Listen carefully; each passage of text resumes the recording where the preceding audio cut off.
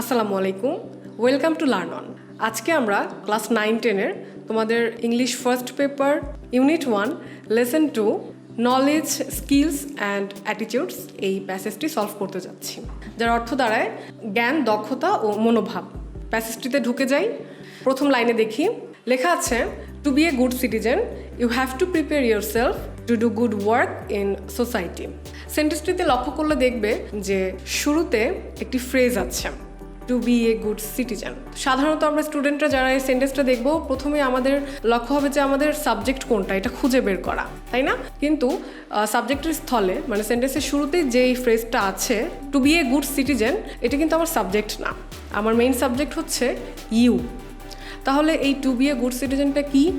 এবার আমরা একটু গ্রামাটিক্যাল এটাকে একটু ভেঙে বোঝার চেষ্টা করি। আমরা জানি আমাদের খুব গুরুত্বপূর্ণ পার্টস অফ স্পিচ হচ্ছে ভার্ব। এই ভার্ব আবার দু প্রকার, একটাকে বলা হয় ফিনাইট ভার্ব আর একটা নন ফিনাইট ভার্ব। মানে প্রধানত এই দুই ভাগে ভার্বকে ভাগ করা যায়। এই নন ফিনাইট ভার্বে আবার তিনটি ভাগ আছে। কি কি? সেটা হলো ইনফিনিটিভ, যেটাকে আমরা দেখে থাকি টু প্লাস ভার্ব হিসেবে সেন্টেন্সে, ওকে। তারপরে জিরান্ড এবং লাস্টলি পার্টিসিপল। তো আমার প্যাসেজের এই সেন্টেন্সটাতে ভার্বের কোন ক্লাসিফিকেশনের সাথে যাচ্ছে সেটা হচ্ছে ইনফিনিটিভ, টু প্লাস ভার্ব। এটাকে আমরা বলবো সিম্পল ইনফিনিটিভ। ইনফিনিটিভ অর্থ কি? যখন কোনো ভার্ব সেন্টেন্সে কোনো কিছু করার উদ্দেশ্য বা করার নিমিত্তে বা জন্য অর্থ বহন করবে বা বোঝাবে, তখন সেখানে ইনফিনিটিভ টু প্লাস ভার্ব ব্যবহার হয়। তো এই ফ্রেজটার যদি মিনিং বের করি হয় to be a good citizen, অর্থ একজন ভালো নাগরিক হবার জন্য, তাই না? এই জন্যটাকে রিপ্রেজেন্ট করার জন্য ইংলিশ ইনফিনিটিভ টু আসছে, ইউ। এবার আমরা মূল সেন্টেন্সে ঢুকেছি। আমার সাবজেক্ট ইউ দিয়ে শুরু হয়েছে। You have to prepare yourself. আবার একটা নিমিত্তার্থে ফ্রেজ চলে এসেছে যে তোমাকে তৈরি হতে হবে, you have to prepare yourself. তোমাকে তৈরি হতে হবে কিসের জন্য? To do good work in society, ভালো কাজ করার জন্য। এখানেও আবার ইনফিনিটিভের উদাহরণ চলে এসেছে। তো পুরো সেন্টেন্সটা যদি একবার আমরা মিনিং করি তাহলে দাঁড়াবে to be a good citizen, একজন ভালো নাগরিক হওয়ার জন্য you have to prepare yourself, তোমাকে নিজেকে তৈরি হতে হবে to do good work in society, সমাজে ভালো কাজ করার জন্য। এবার আমরা পরবর্তী সেন্টেন্সে চলে যাই। Well then how can you prepare yourself? তাহলে তুমি কিভাবে তোমাকে তৈরি করতে পারো? এই সেন্টেন্সটা খুবই সিম্পল, কিন্তু লাস্টে দেখো আমরা কোয়েশ্চেন মার্ক দেখে বুঝতে পারছি যে এটা একটা ইন্টারোগেটিভ সেন্টেন্স, তাই না? তো ইন্টারোগেটিভ সেন্টেন্সের কিন্তু আরেকটা স্ট্রাকচার আছে। সেটা কি?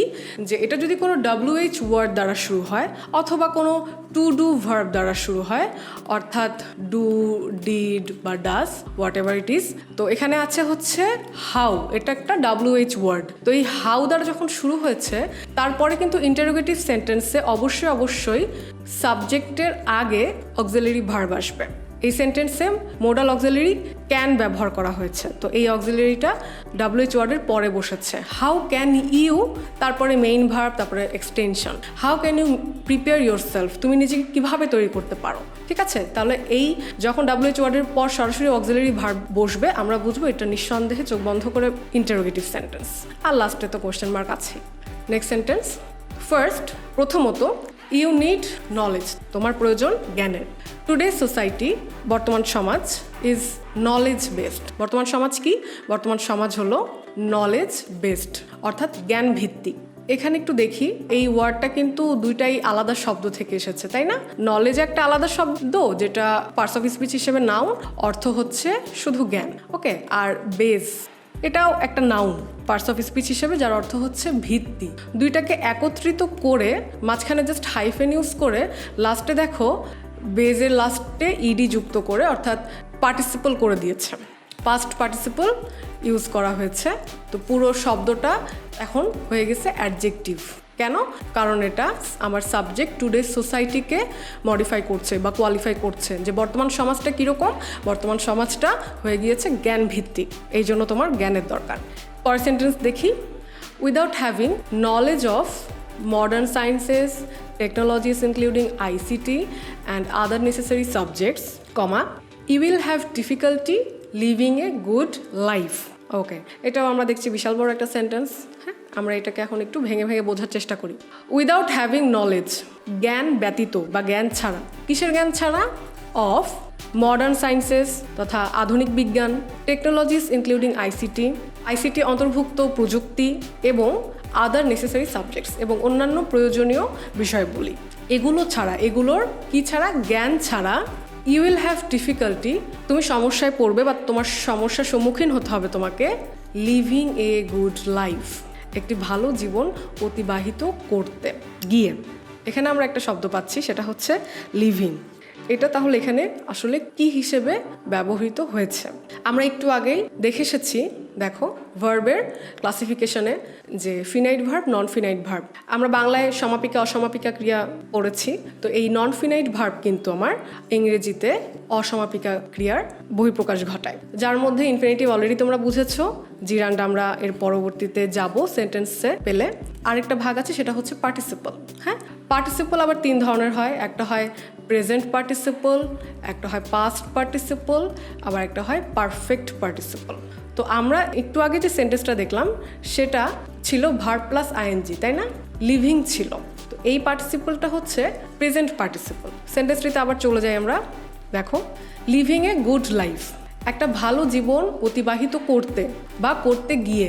এই যে করতে বা করতে গিয়ে, এই ফ্রেজটার পর কিন্তু ডট ডট তোমার আরও কিছু শোনার বা আমাদের আরও কিছু শোনার বা জানার আগ্রহ বা আকাঙ্ক্ষা থেকে গেছে। তো যে সকল বাক্যে যে সকল ভার্ব ব্যবহার করলে আরও কিছু শোনার আকাঙ্ক্ষা থাকে, সেগুলোকে বাংলাতে আমরা অসমাপিকা ক্রিয়া বলে জানি বা অসমাপ্ত ক্রিয়া বলে জানি, আর সেটাই হচ্ছে ইংরেজিতে নন ফিনাইট ভার্ব, অথবা এখানে এই সেন্টেন্সটিতে লিভিং পার্টিসিপল আকারে ব্যবহৃত হয়েছে।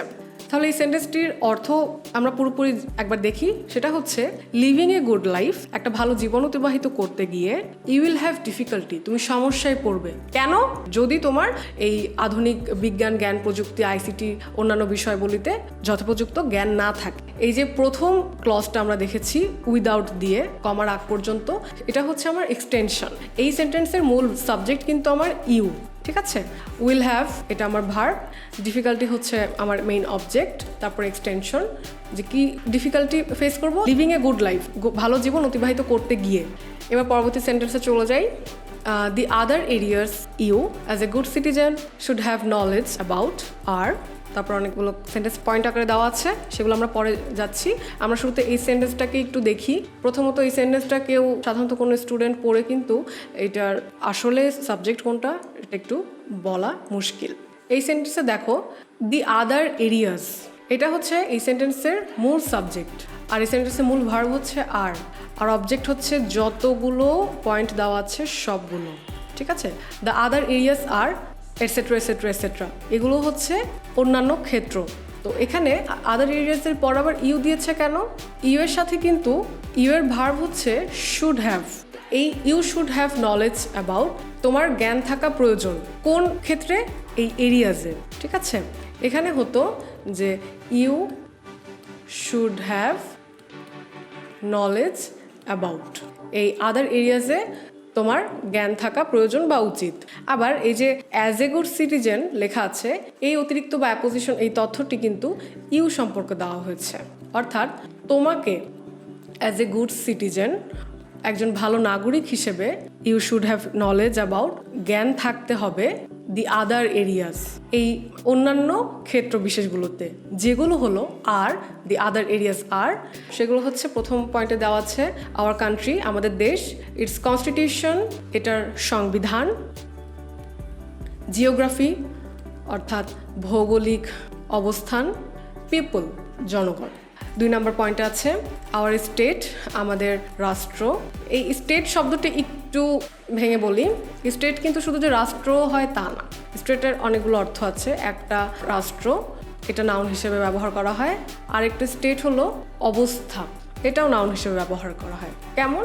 ধরো আমি যদি বলি he is in a good state, সে একটা ভালো অবস্থায় আছে, এখানে এই স্টেটটা কিন্তু নাউন আকারে বোঝানো হচ্ছে। সে কি অবস্থায় আছে, ভালো না খারাপ? He is in a good state, সে একটা ভালো অবস্থায় আছে। আবার আরেকটা স্টেট ভার্ব আকারে ব্যবহার করা হয়, সেটা হচ্ছে হি স্টেটেড দ্যাট হি ওয়াজ ইল, এখানে স্টেট অর্থ কিছু বলা, কোনো উক্তি দেওয়া বা বর্ণনা করা অর্থে। হি স্টেটেড দ্যাট, সে বলেছিল যে হি ওয়াজ ইল, সে অসুস্থ ছিল। ওকে, আওয়ার স্টেট, আমাদের রাষ্ট্র, it's executive and legislative powers. As a student of class 9-10 এই ওয়ার্ডগুলো একটু ভারী, তবে তোমরা সমাজে পড়েছো রাষ্ট্র বা সংবিধানের যে অধ্যায়গুলো আছে সেখানে তোমরা লেখা দেখেছো যে আমাদের দেশে 3টা প্রধান বিভাগ আছে, আইন বিভাগ, একটি বিচার বিভাগ এবং শাসন বিভাগ, তাই না? তো এই এক্সিকিউটিভ এটা হচ্ছে নির্বাহী বিভাগের ইংরেজি, ওকে, আর এই লেজিসলেটিভ হচ্ছে আইন বিভাগের ইংরেজি। এর পরের লাইনে দেখো লেখা আছে বিচার বিভাগের ইংরেজি তথা judicial system. Okay, next point, hour government and it's structures and functions, অর্থাৎ আমাদের সরকার এবং এর গঠন এবং কার্যাবলী। নেক্সট পয়েন্ট, আওয়ার হিস্ট্রি তথা ইতিহাস, কালচার্স সংস্কৃতি, ট্র্যাডিশনস ঐতিহ্য, লিটারেচার সাহিত্য, মোরাল ভ্যালুস তথা নৈতিক মূল্যবোধ, অ্যান্ড রিলিজিয়ন্স অর্থাৎ ধর্ম।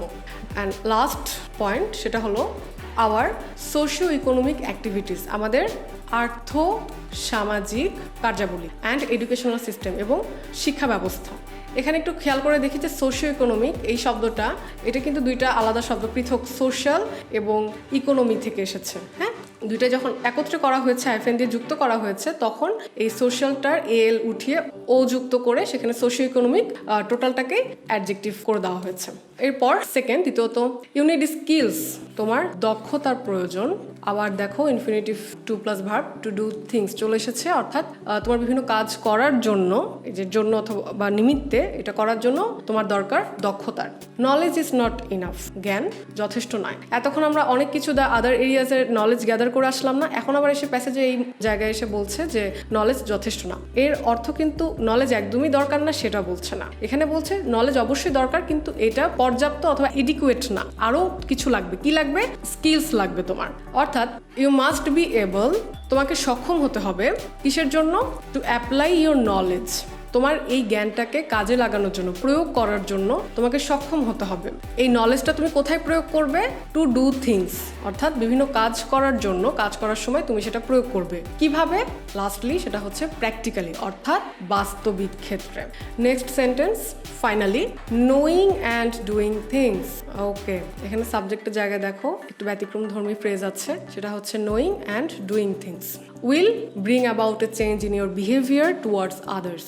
পুরো সেন্টেন্সের অর্থ করলে দাঁড়ায় যে এই বিষয়গুলোই, থিংস বলতে উপরে আমরা যেগুলো জেনে এসেছি, যে স্কিলস নলেজের কথা বলে এসেছি, সেগুলো জানা এবং করাই এনে দিবে। Will bring about, bring about মানে হচ্ছে এনে দেওয়া, এগুলোই এনে দিবে এ চেঞ্জ, একটা পরিবর্তন। কোথায়? ইন ইউর বিহেভিয়ার, তোমার আচরণে। বিহেভিয়ার মানে আমরা জানি আচরণ, তোমার আচরণে পরিবর্তন এনে দিবে। কাদের প্রতি? টুয়ার্ডস আদার্স, অন্যদের প্রতি। তো প্রথমে আমরা একটা ফ্রেজ দেখে এসেছি, সেটা হচ্ছে নোয়িং অ্যান্ড ডুইং থিংস। দেখো তো এই শব্দ দুইটা কি থেকে এসেছে? নো আর ডু নামক দুইটা ভার্ব থেকে এসেছে না? এগুলোর সাথে কি যুক্ত হয়েছে? আইএনজি হয়েছে নোয়িং অ্যান্ড ডুইং। প্রত্যেকটা কিন্তু ভার্ব থেকে উৎপত্তি হয়েছে, কিন্তু এদের কাজ কিরকম? নাউনের মতো। এটার অর্থ হচ্ছে শুধু জানা এবং ডুইং এর অর্থ হচ্ছে শুধু করা। তাহলে কি জানা বা কি করা? থিংস। থিংস এইসব জিনিস, এই জিনিসগুলো জানা এবং করাই will bring about a change, তাই না? তো নোয়িং অ্যান্ড ডুইং থিংস এই টোটালটা হচ্ছে আমার একটা নাউন ফ্রেজ। আর যখন এই শুধু ইন্ডিভিজুয়ালি যদি নোয়িং আর ডুইং আমরা দেখি, এগুলো ভার্ব থেকে উৎপত্তি হয়ে নাউনের মতো কাজ করেছে, বিধায় এগুলো প্রত্যেকটাকে বলা হয় জিরান্ট। আমরা একটু আগে আবার চলো একটু ক্লাসিফিকেশন থেকে ঘুরে আসি।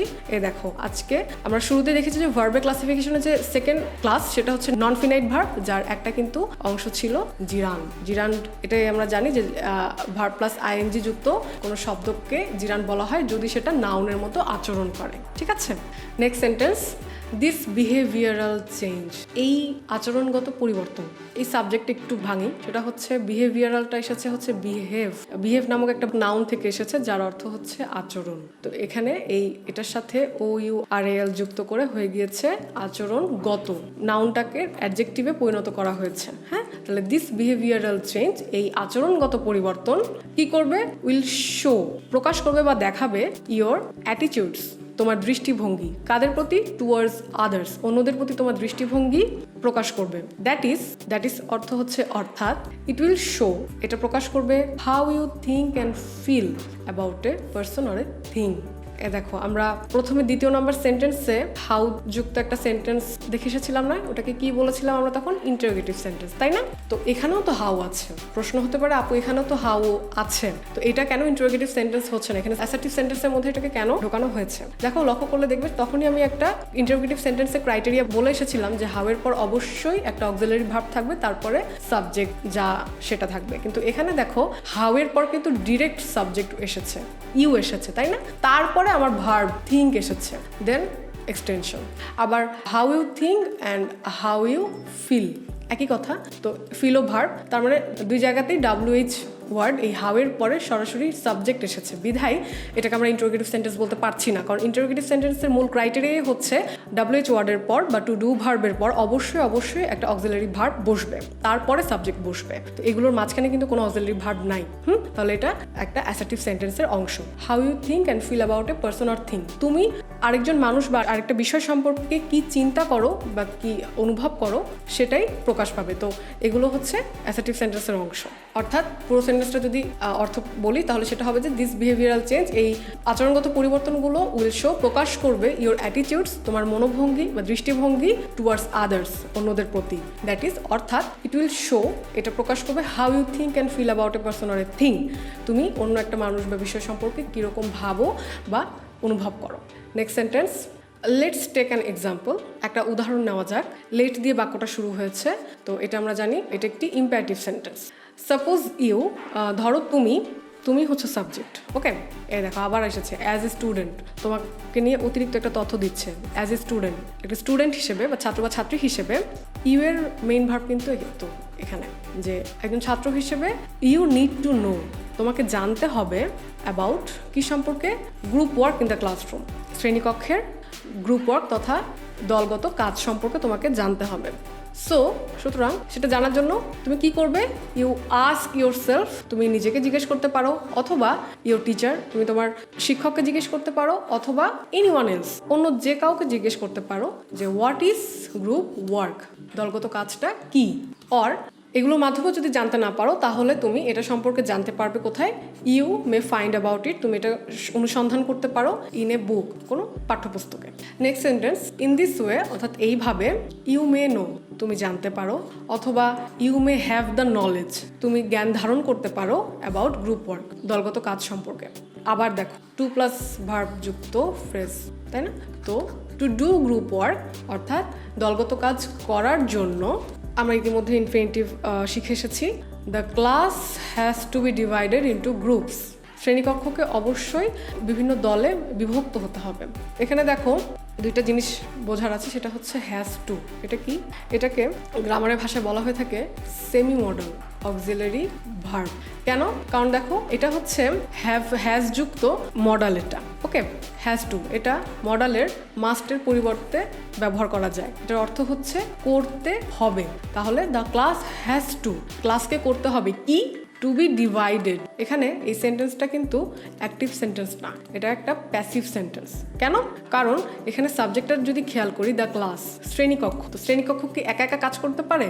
না, ক্লাসরুম একা কাজ করতে পারে না। ক্লাসের ভেতরের অবস্থানকৃত স্টুডেন্টরা বা মানুষ কোনো কাজ করতে পারে। সো এই সেন্টেন্সের যদি আমি অ্যাক্টিভ সেন্টেন্স করি তাহলে হতো the students or teacher have to divide the classroom into groups, অর্থাৎ স্টুডেন্টদেরকে বা টিচারকে অবশ্যই ক্লাসরুমকে, শ্রেণীকক্ষকে, নট বিল্ডিং, হ্যাঁ, শ্রেণীকক্ষে অবস্থিত স্টুডেন্টদেরকে বিভক্ত করতে হবে বিভিন্ন গ্রুপে দলগত কাজ করার জন্য। তাহলে এই সেন্টেন্সটারই প্যাসিভ হয়েছে এখানে, যে দ্য ক্লাসরুম বা ক্লাস, এটা এসেছে আমার সাবজেক্টের জায়গায়, দেন মডাল হ্যাজ টু বসেছে, হ্যাভ টুর পরিবর্তে, যেহেতু এটা সিঙ্গুলার, ক্লাস মানে সিঙ্গুলার, আমরা জানি মডালকে প্যাসিভ আকারে করতে গেলে অবশ্যই বি যুক্ত করে পরবর্তী ভার্বের V3 ইউজ করা হয়, অর্থাৎ পাস্ট পার্টিসিপল, এই জন্য has to be divided use করা হয়েছে। ওকে, নেক্সট সেন্টেন্সে চলে যাই। ইচ গ্রুপ, প্রত্যেকটা গ্রুপ, ইজ টু, দেখো আবার কিন্তু চলে এসেছে আমার সেমি মডাল অক্সিলারি ভার্ব, হ্যাঁ, ইজ টু, কারণ এখানে টু বি ভার্ব আর মডাল একসাথে ব্যবহার করা হয়েছে। এটারও অর্থ ইংরেজিতে মডাল মাস্টের মতো, যে করতে হবে, এই অর্থে ব্যবহৃত হয়। তাহলে আর ইজ কেন হলো? আমরা জানি ইচ, এভরি, এনি, ঠিক আছে, এগুলো সিঙ্গুলার ভার্ব ইন্ডিকেট করে। তাহলে ইচ গ্রুপ মানে প্রত্যেকটা গ্রুপকে is to do some task, কিছু কাজ করতে হবে, given by the teacher or in the text book. এই টাস্ককে মডিফাই করছে এটা, যে কাদের দ্বারা দেওয়া থাকবে, যে কাজগুলো given by the teacher or in the text book, যেগুলো টিচার দ্বারা, শিক্ষকের দ্বারা অথবা টেক্সট বুকে, পাঠ্যপুস্তকে দেওয়া থাকবে, সেই কাজগুলো করতে হবে ইচ গ্রুপকে, প্রত্যেকটা গ্রুপকে। ওকে, এবার এখানে লক্ষণীয় বিষয় হচ্ছে গিভেন। এই সেন্টেন্সটিতে হঠাৎ করে একটা V3 বা পাস্ট পার্টিসিপল যুক্ত ভার্ব কেন ইউজ করা হলো? তোমরা সাধারণত ইংলিশ গ্রামারে ট্রান্সফরমেশন বলে একটা চ্যাপ্টার আছে, যেটা করার সময় তোমরা সিম্পল টু কমপ্লেক্স করো বা কমপ্লেক্স টু সিম্পল। তো এই সেন্টেন্সটা একটা সিম্পল সেন্টেন্স স্ট্রাকচার। হ্যাঁ, এটা যদি আমি তোমাদেরকে কমপ্লেক্স করতে দিতাম তাহলে তোমরা এইভাবে কমপ্লেক্স করতে, যে each group is to do some task, sorry আমার হাতে লেখা খুবই বাজে, which were given by the teacher. Okay, now লক্ষ্য করো, এই যে হুইচ ওয়ার গিভেন, তাই না? প্রত্যেকটা গ্রুপকে কিছু কাজ করতে হবে যেগুলো দেওয়া থাকবে বা দেওয়া হয়েছিল, বা ওয়ার অথবা আর, যেগুলো দেওয়া হবে বা হয়েছিল by the teacher or text book, টিচারের দ্বারা অথবা পাঠ্যপুস্তকে। তো এই যে বাই প্রিপোজিশন ব্যবহার করা হয়েছে কেন? এই প্যাসিভ আকারে সেন্টেন্সটা, মূল সেন্টেন্সটা ছিল বলে। তো তোমরা যদি এটাকে সিম্পল করতে তাহলে তখন কিন্তু এই হুইচ আর বা ওয়ারটাকে উঠিয়ে শুধু গিভেন ব্যবহার করতে, হ্যাঁ, এই পাস্ট পার্টিসিপলটা। তাহলে এই সেন্টেন্সে এখানে এটা শর্টলি ব্যবহার করা হয়েছে গিভেনটা পাস্ট পার্টিসিপলের উদাহরণ হিসেবে, যেটার মূল ব্যাখ্যা হচ্ছে এটা, যে প্রত্যেকটা গ্রুপকে কিছু কাজ করতে হবে যেগুলো দেওয়া থাকবে বা দেওয়া ছিল টিচারের দ্বারা বা টেক্সট বুকের দ্বারা। Next sentence, the group members, দলের সদস্যরা কি করবে? উইল ডিসকাস, আলোচনা করবে এবং শেয়ার করবে আইডিয়াস অ্যান্ড পয়েন্টস, তাদের নিজস্ব ধারণা এবং বিষয়বস্তুগুলো। অ্যান্ড ফাইনালি, পরিশেষে ওয়ান মেম্বারদের মধ্যে একজন নির্দিষ্ট মেম্বার উইল রাইট দ্য অ্যান্সারগুলো লিখবে। Then you start working in groups, তারপর তুমি দলগতভাবে কাজ করা শুরু করবে। Start working in groups. দেখো এখানে আমরা দুইটা ভার্ব পাশাপাশি দেখছি, একটা নর্মাল মেইন ভার্ব হিসেবে ব্যবহার করা হয়েছে, আরেকটাতে আইএনজি যুক্ত করা হয়েছে, তাই না? সেটা হচ্ছে ওয়ার্কিং ইন গ্রুপস। তো আমরা একটা জিনিস জানিয়ে রাখি, একটু আগে আমরা দেখে এসেছিলাম নাউন ফ্রেজ, তাই না? তো এখানেও দেখো, দেন ইউ স্টার্ট সামথিং বা ইট। তো এটা জেনে রাখবে যে যেই শব্দগুচ্ছকে, যে ক্লজকে সামথিং বা ইট দ্বারা প্রতিস্থাপন করা যায় সেটাই নাউন ফ্রেজ বলা হয় সেটাকেই। তাহলে এই পুরো ফ্রেজটা হচ্ছে ওয়ার্কিং ইন গ্রুপস হচ্ছে নাউন ফ্রেজ। আর এই ওয়ার্কিংটা অর্থাৎ আইএনজি যুক্ত ভার্ব থেকে উৎপত্তি, আর নাউন হিসেবে কাজ করার জন্য এটা হচ্ছে আমার gerund. Okay, then you start something, what? You start working in groups, তুমি গ্রুপে কাজ করা শুরু করবে। ইন ইচ গ্রুপ, প্রত্যেকটা গ্রুপে ইউ টেক টার্নস, অর্থাৎ তুমি পালা বদল করবে, মানে একজন করে পরপর কি করবে? Discussing points and answering questions, পয়েন্টগুলো ডিসকাস করতে থাকবে এবং কোয়েশ্চেন্স অ্যান্সার করতে থাকবে, প্রশ্নগুলো উত্তর দিতে থাকবে।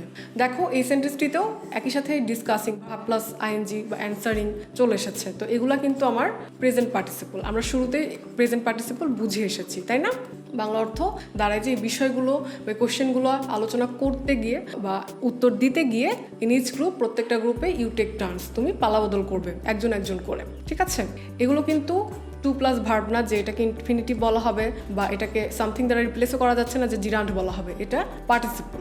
ওকে, ইন দিস ওয়ে, এভাবে you can actually do the task, তুমি আসলে কাজটা করতে পারবে।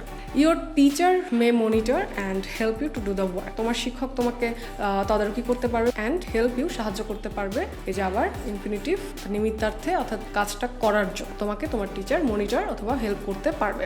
লাস্টলি, পরিশেষে, থ্রু রেগুলার গ্রুপ ওয়ার্ক, অর্থাৎ নিয়মিত দলগত কাজের মাধ্যমে, ইট ইজ এক্সপেক্টেড, এটা আশা করা হয়ে থাকে। খুব ছোট একটা প্যাসিভ দেওয়া আছে এখানে, ইট ইজ এক্সপেক্টেড অথবা we expect that there will be noticeable changes in your behaviour. এই প্রাত্যহিক নিয়মিতভাবে এই দলগত কাজগুলো করার মাধ্যমে আশা করা যেতে পারে যে তোমার আচরণের মধ্যে কিছু নোটিসেবল চেঞ্জেস লক্ষ্য করা যাবে, অর্থাৎ উল্লেখযোগ্য পরিবর্তন, ঠিক আছে? এখানেও কিন্তু ভাঙলে আসে যে নোটিসেবলটা নোটিস নাউন থেকে এবল যুক্ত করে সেটাকে অ্যাডজেক্টিভ করে দেওয়া হয়েছে, উল্লেখযোগ্য। তাহলে পসিবল চেঞ্জেস আর কি, তোমার মধ্যে কি কি পরিবর্তন লক্ষ্য করা যাবে, পয়েন্ট আকারে দেওয়া আছে দেখো। Firstly you will develop the skill, তুমি তোমার একটা দক্ষতা ডেভেলপ করতে পারবে, সেটা হচ্ছে of speaking freely in English with your classmates and teacher.